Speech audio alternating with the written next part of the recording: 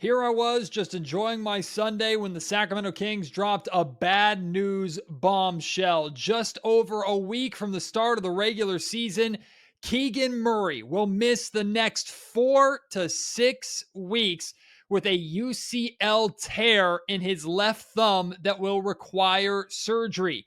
Can the Sacramento Kings survive his absence early on? We'll talk about it right here on Locked On Kings.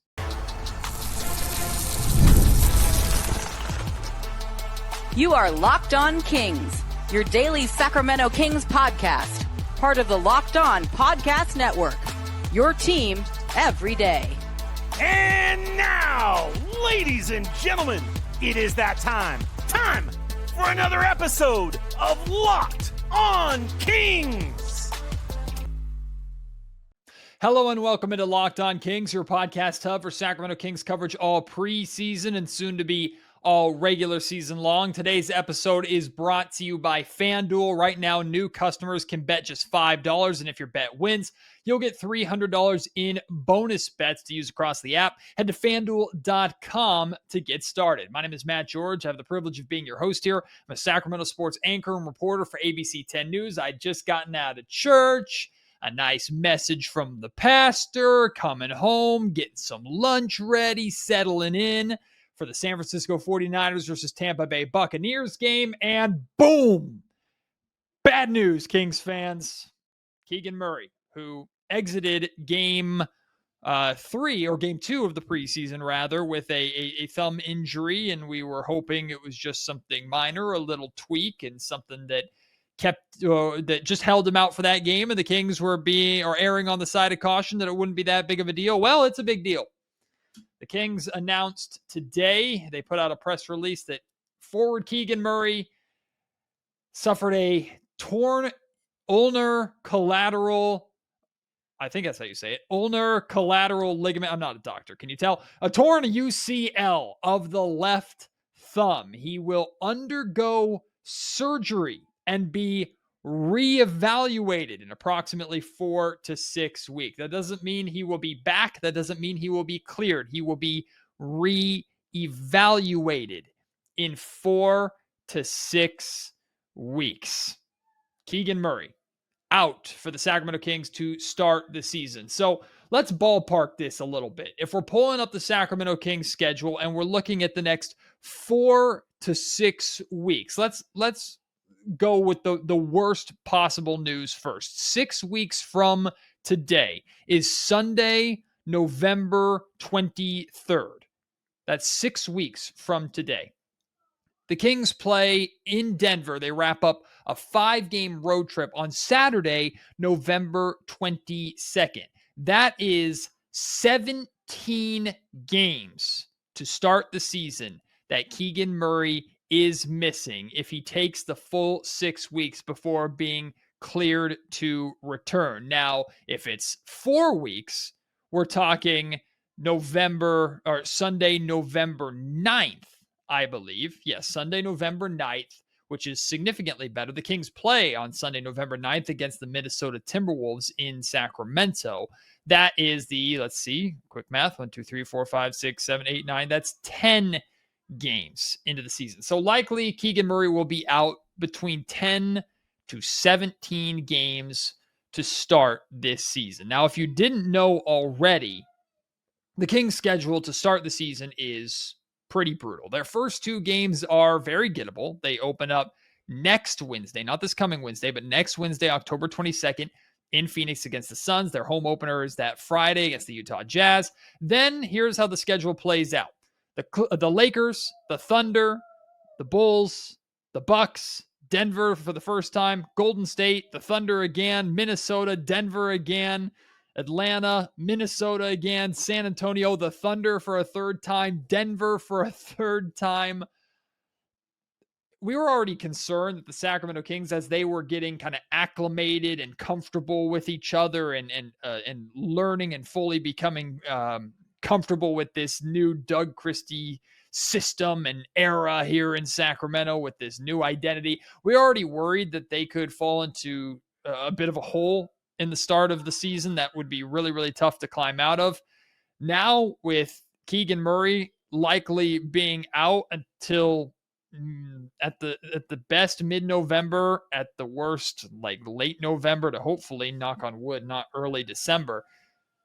The Kings could be, I don't want to like be extreme and say like out of it completely, but they could be in a pretty significant hole in the Western Conference that is just brutal to climb their way out of. Again, if he misses the full 6 weeks, we're talking missing 3 games versus Denver, missing 3 games versus Oklahoma City, missing 2 games versus the Timberwolves, missing a game against the Lakers. LeBron James, to be fair, will not be playing in that game against the Lakers. Missing a game against the Bucks, missing a game against the Golden State Warriors. Like, it's obvious to say like, oh, losing a player of Keegan Murray's magnitude is a significant loss. Every team has to deal with injuries as they go through the season. But the Sacramento Kings are not equipped at all to lose Keegan Murray. They're not. They do not have any depth at that position. Keegan Murray is quite literally it. He already bears the brunt of so many defensive responsibilities, including guarding guards. He's been doing that in Sacramento for the last couple of years. The Sacramento Kings significantly lack depth from like 6'7" to 6'9". They don't have enough of those guys. So Keegan has had to carry the load of that position for like by himself, really, for at least the last couple of seasons, really since he's joined the Sacramento Kings, but especially since Harrison Barnes' departure. So I'll be honest with you. We'll dive into this later on in the podcast when we start talking about like who steps into the starting lineup and how Doug Christie adjusts his rotations to try and make up for this. But I'm not saying it would have been easier or better for the Sacramento Kings to lose DeMar DeRozan or lose Zach LaVine or lose Domantas Sabonis. Of course, all of those injuries could significantly cripple this organization, this team, and their chances of making the playoffs in the Western Conference. But with the exception of maybe Dennis Schroeder, because he's the only point guard on this roster, losing Keegan is one of the worst possible things that could happen to this team. Now, it's not to a point where it's like, well, punt the season, it's over. Like, if you want to feel that way, you can feel that way. I'm not going to tell you to feel one way or another.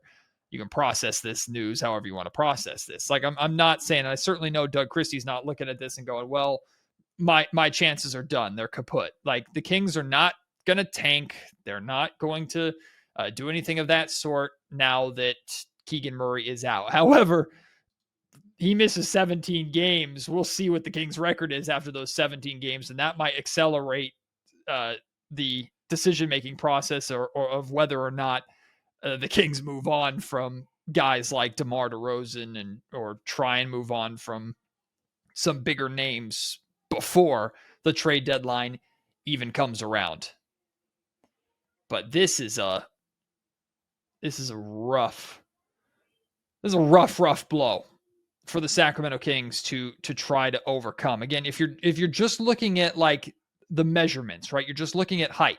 Keegan Murray is listed as 6'8".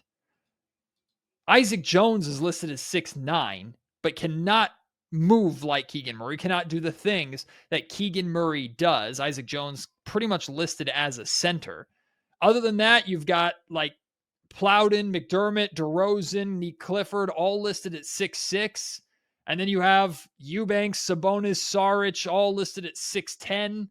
Like that, between 6'6" and 6'10", you've got 2 guys, and only one of them does what Keegan Murray can do, and that's Keegan Murray.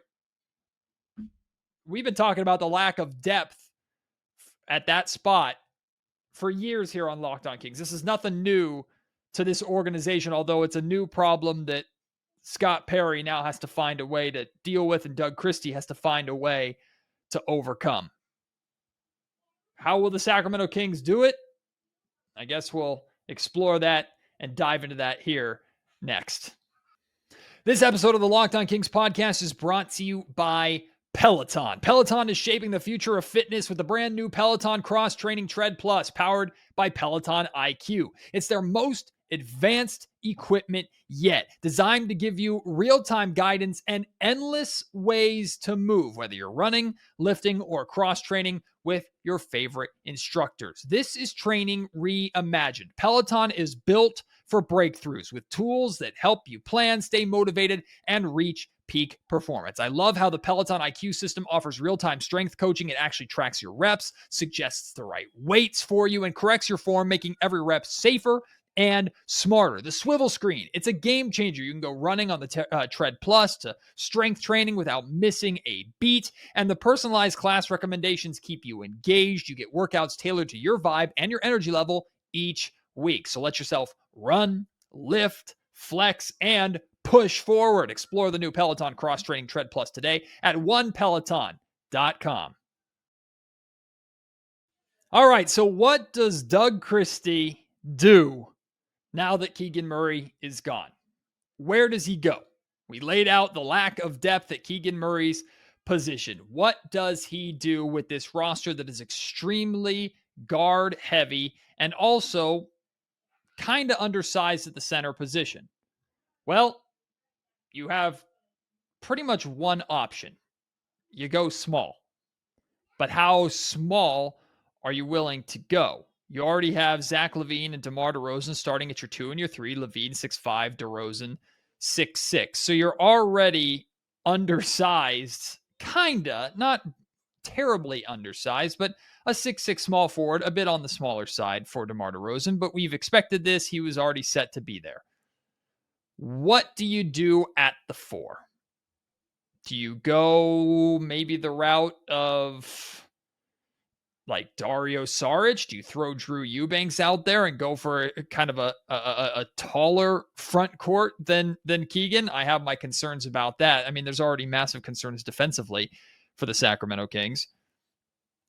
And replacing Keegan Murray with someone who's 6'10" and not exactly horizontally quick, I think will result in a lot of bad for Sacramento. I think there's one solution in mind. Nick Clifford, you're up. Welcome to the NBA, kid. Welcome to the NBA. Trial by fire, buddy. Your opportunity just opened in front of you. You're starting, and best of luck. Like, that's what I would do at this point. That's what I would do. If the Kings felt that, like, let me put it this way. Would starting Dario Saric or Drew Eubanks at the 4, does that increase your chances of winning significantly compared to having 3 guys that are 6'5", 6'6" out there in your starting lineup and having Nick Clifford and DeMar DeRozan swap whatever's the easier defensive assignment at the 3 and the 4? Nick can play defense. Nick can stretch the floor. He's 3 inches shorter than Keegan Murray, 2 inches shorter, really, than Keegan Murray is, but has good wingspan, good defensive instincts. Put Nick Clifford in. That's what I would do. I don't know if Doug's going to do that. I don't know if he feels and the Kings feel that Nick Clifford is ready for that responsibility. But hey, man, that you're already looking at like sink or swim territory, not for Nick, for the Sacramento Kings. Right? Like we talked about in the first segment, this could completely derail your season before you even have a chance to get it going. You could fall too far behind to where even if Keegan Murray comes back and you still have 60 some odd games remaining in the West, with that start to the schedule, 60 games still won't be enough, potentially, with how bad the start of this season can go with Keegan Murray's absence.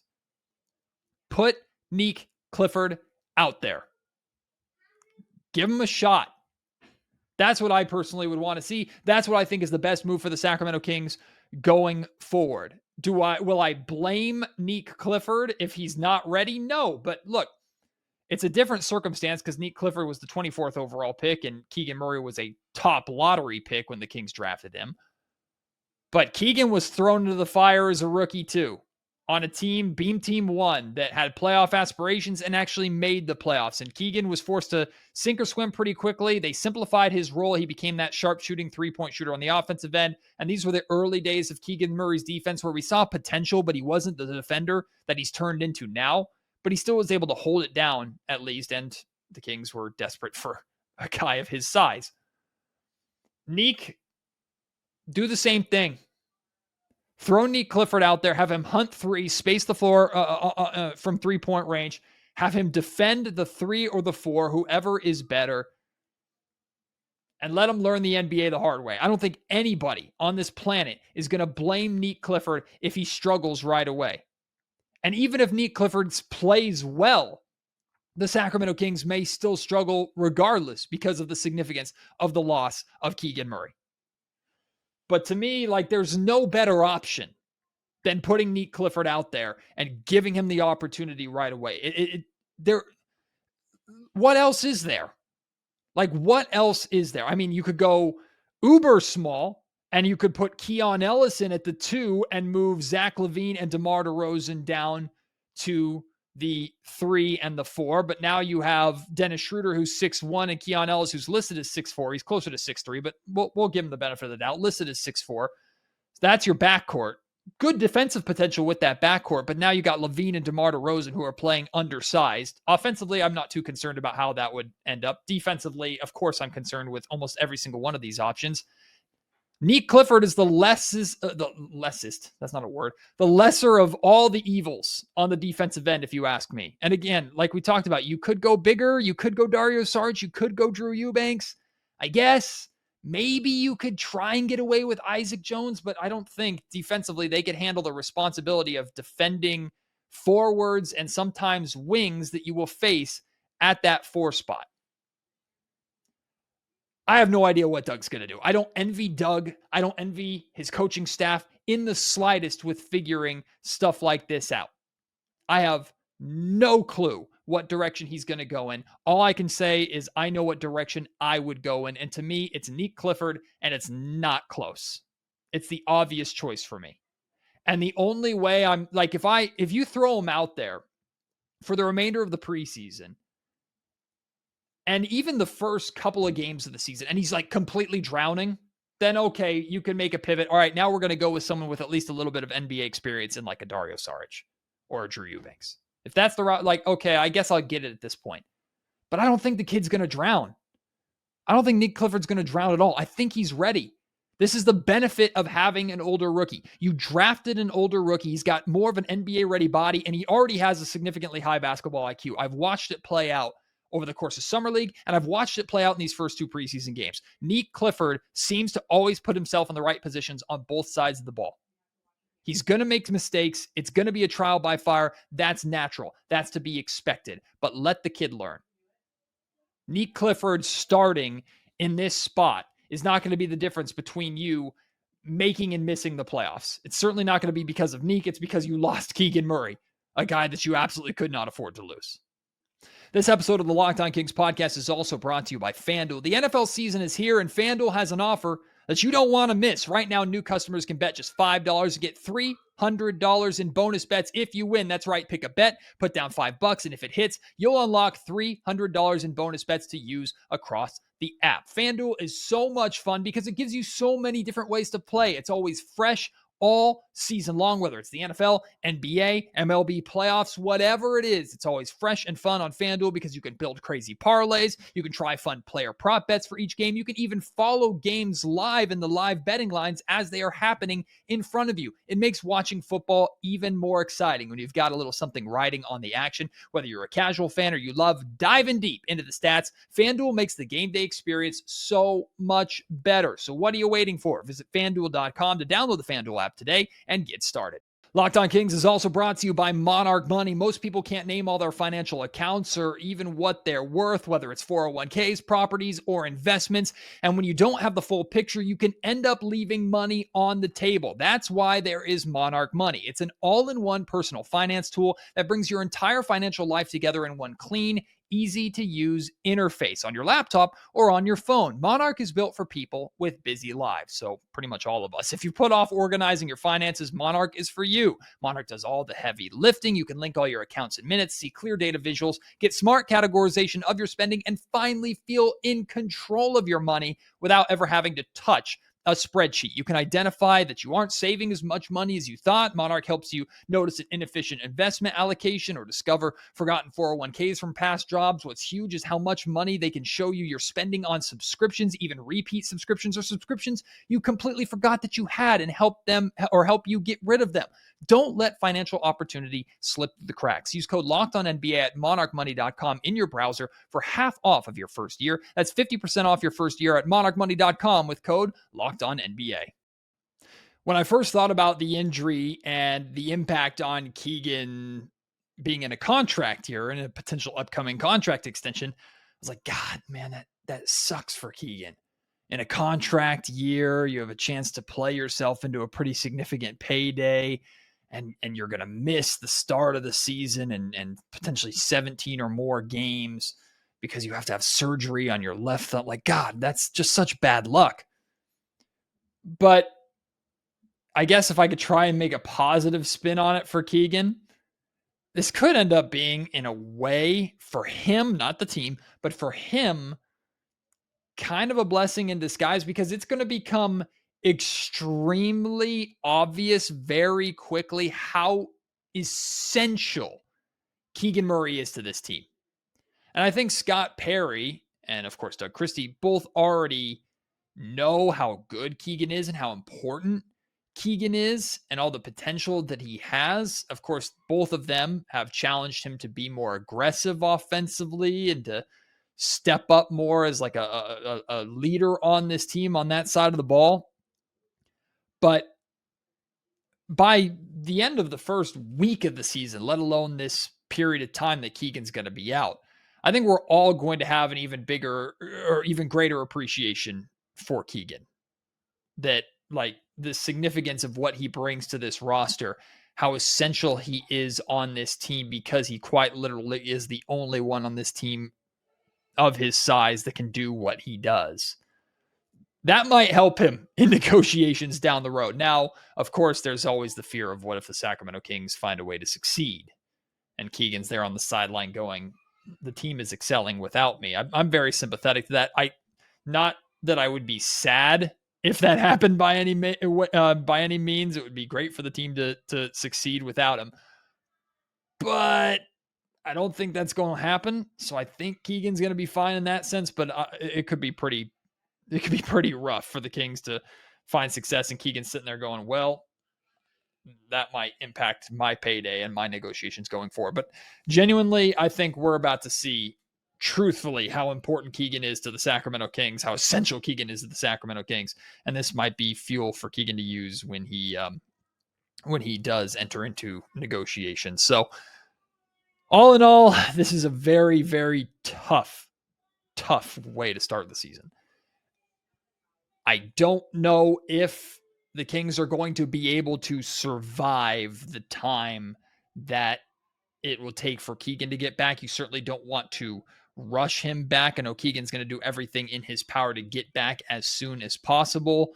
But this is one of these situations where the team has to protect Keegan. Keegan also has to protect himself. It's not the worst injury in the world, thank goodness. It's not like anything that we've seen like Tyrese Halliburton or Dame Lillard or Jason Tatum deal with. So the good news is there is a window for Keegan's return. And I would call it a success, truthfully, if the Sacramento Kings were able just to tread water. Like, find a way to tread water. If you were to tell me, Matt, when Keegan Murray returns on, what did we say? Let's say he misses 17 games. Keegan Murray returns for the Monday, November 24th home game in Sacramento against the Minnesota Timberwolves. Like, I feel like, no, that's not a play-in game. Or sorry, in-season tournament game. He returns that day. The Sacramento Kings, it's 17 games in. The Sacramento Kings are 8-9. If you were to tell me that, I would take that in a heartbeat. In a heartbeat, I would take that. So the goal for the Sacramento Kings should be just tread water until Keegan comes back. Just find a way to hover around the 500 mark, get through this brutal start to the season without Keegan Murray, finish around 500. If you can do that, that's a tremendous victory to me. And then you look at December and January, and I'm not saying it's a significantly easier schedule, but there's some far more gettable games during that time, a lot of home games as well. That's the time where you can hopefully create a push, get above 500, and put yourself in a position to actually make a run at a playoff spot in the Western Conference. That to me is the roadmap. That's how they get it done. I have no idea if they're going to be able to do that. 8 and 9 through these first 17 games sounds like a very, very tough task. If you want to do the exercise of looking through and finding 8 wins, I mean, let's Phoenix, Utah, Chicago, hopefully one of the 3 versus Denver, hopefully one of the 3 versus OKC, and that doesn't feel good, but I'll or feel right, but I'll say it just to give myself hope. Atlanta, Memphis, San Antonio.